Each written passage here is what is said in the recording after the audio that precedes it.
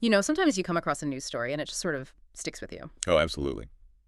Well, today we're diving into one of those. It's a really twisty and pretty unsettling case out of Louisiana, way back in 1987. Right. We're talking about the murder of Selonia Reed. 48 Hours actually revisited it years later. And honestly, the layers, just fascinating and a bit chilling. Yeah, what grabbed me right away about this one, this deep dive, was how a seemingly small detail, almost incidental, really, a child's memory, became so central, decades later, I mean, Yeah. to unraveling a really complex crime. Yeah. It makes you think, about the weight our earliest recollections can carry, even when we don't realize it. Exactly. So let's set the scene. August 1987, Hammond, Louisiana. Selonia Reed, she was a 26-year-old bank teller, found murdered. And not peacefully. The reports were quite graphic. No, they were. Bludgeoning, stab wounds, signs of sexual assault. And almost immediately, her little boy, her 6-year-old son, Reggie, he gets pulled into this whole thing. Completely unaware, of course, of the storm that had just hit. And it's that intersection, isn't it? The sheer brutality of the crime and then the innocence of a child's perspective. That really creates the core of this deep dive for us, I think. How does what a kid remembers shape an investigation? Right. And what happens when those memories get looked at again years later through like an adult lens? Yeah, with all the harsh reality that comes with it. It's a real puzzle. So let's try and piece together that initial picture back in '87.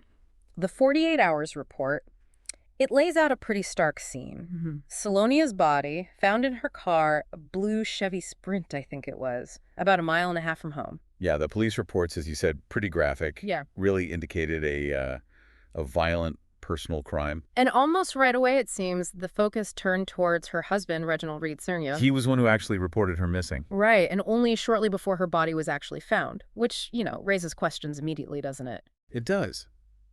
And his initial story, what he told the police first, Yeah. was that Selonia had mentioned she was going out with a girlfriend the night before. Okay, but here's the first snag, right? That girlfriend. She told investigators, no such plans, never happened. But Reginald Sr., he stuck to his story. He did. Which, as the 48 Hours report sort of hints at, started to paint a certain picture for the original investigators.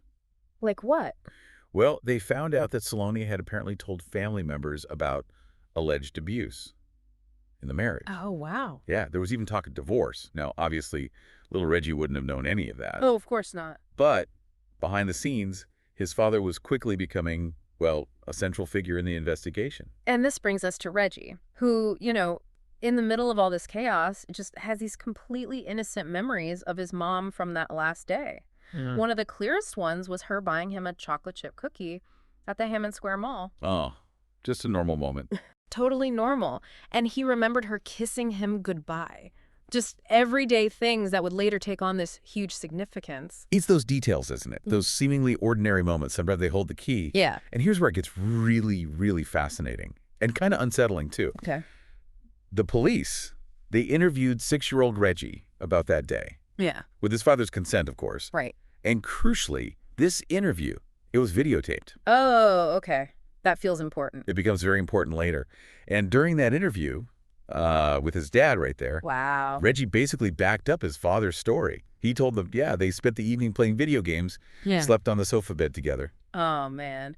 So you have this little boy just innocently recounting his day and completely unintentionally gives his dad what looks like a rock-solid alibi. Exactly. I was with my dad all evening. Yeah.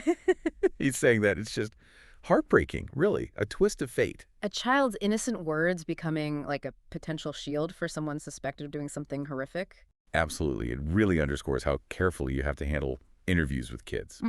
For sure. And also, just the profound impact those memories can have, whether they're completely accurate or not. And the report mentioned when Reggie saw that tape later as an adult. Oh, imagine. It must have been incredibly emotional, confusing even. Yeah, seeing your little self, grieving, and maybe unknowingly protecting the very person suspected of causing all that pain. That's heavy stuff. Okay, so now let's jump forward, like 25 years, around 2012. Right, big time jump. Reggie's an adult now, 31, living his life. And then, completely out of the blue, a Texas Ranger shows up at his door. Just like that. Just like that. And the 48 Hours report really flags this as the moment Reggie first finds out his father was the prime suspect all those years ago. Wow. Imagine carrying one understanding of your past for decades and then having that foundation just completely shaken, pulled out from under you. It's the kind of news that would just turn your world upside down, wouldn't it? Absolutely. Yeah. And as Reggie himself told 48 Hours, his first reaction was just disbelief. Like, where did this come from? Yeah, you'd want to know, right? Is there new evidence? After all this time, why now? Exactly. He naturally wanted to know what was bringing his father back into the spotlight. And that question, that whole situation, actually became the catalyst. The cold case got reopened. Ah, okay. Lieutenant Barry Ward, Louisiana State Police, he took it on. And over the next few years, he started digging, uncovering fresh details, putting together a new picture, maybe. It really shows the persistence you sometimes need in these cold cases, doesn't it? Totally. Time can sometimes work in your favor. Forensics improve, people's situations change, maybe they feel they can talk now. Or just a fresh pair of eyes on old clues. Exactly. And in this case, it eventually led to indictments. Reginald Reed Sr. and an alleged accomplice, a guy named Jimmy Ray Barnes, Okay. for second-degree murder. This was around, 2022, based on the timeline. Yeah, sounds about right. And the 48 Hours report points to a really crucial development here. This accomplice, Jimmy Ray Barnes, he agreed to testify against Reginald Sr. Oh, that's huge. Yeah, in Ooh. exchange for, I think it was a 5-year prison sentence. Wow. Okay. That kind of testimony, especially from someone potentially involved, that can be incredibly powerful for a jury. You'd think so. What did he say? Well, Barnes's account was basically that he met Reginald Sr. at the location where Selonia's car was found, Okay. and that he saw Reginald inside the car, right next to her body. Whoa. Okay, that directly contradicts the whole I was home with Reggie story. Completely. The story Reginald Sr. had maintained for decades. So, based on this new testimony and probably other stuff L.T. Ward found, the police presented a really disturbing theory to Reggie. Yeah. They believed that Reginald Sr. likely murdered Selonia right there in their own bedroom while Reggie was asleep, Oh, God. and then moved her body to the car, drove it to where it was eventually found. That is horrifying. To even try and process that, especially about your own parent. It forces you to completely reevaluate everything, your whole life, your family, everything you thought you knew. And ultimately, November 2022, I believe it was, Reginald Reed Sr. was found guilty. Second-degree murder. Sentenced to life in prison. So a legal resolution, yes. But the emotional weight of that, especially for Reggie, immense. Which really brings us back to Reggie, doesn't it? His experience right at the center of it all. Yeah. The 48 Hours piece really highlights his, incredibly difficult emotional journey. He watched that old police interview. The one from when he was 6. Yeah. Years later, seeing his innocent little self, talking about his mom and dad, completely oblivious. God, that must be so jarring. Painful. To see that past version of yourself, unknowingly playing a role in your father's defense, only to learn this devastating truth decades later, it speaks volumes about the lasting trauma. And Reggie's been really open about that internal conflict, trying to reconcile the image of the dad who raised him, cared for him, sent him to school. The father he knew. Right. With the man convicted of this absolutely brutal crime, he even wrote a book about it, The Day My Mother Never Came Home. Wow. That title alone.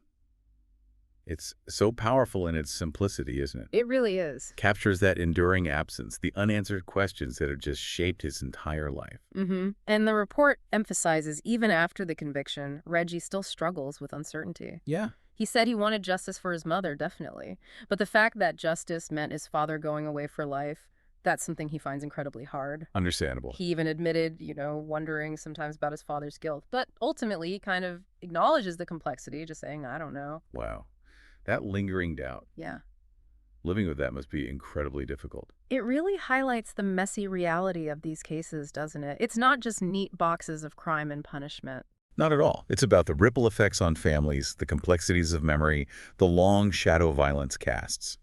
Here's a man who completely unknowingly played a part in his father's defense for years, only to have the truth, or at least the legal version of the truth, just shatter his understanding of his entire life.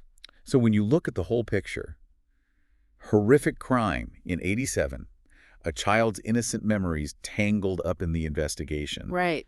Decades of silence. Yeah.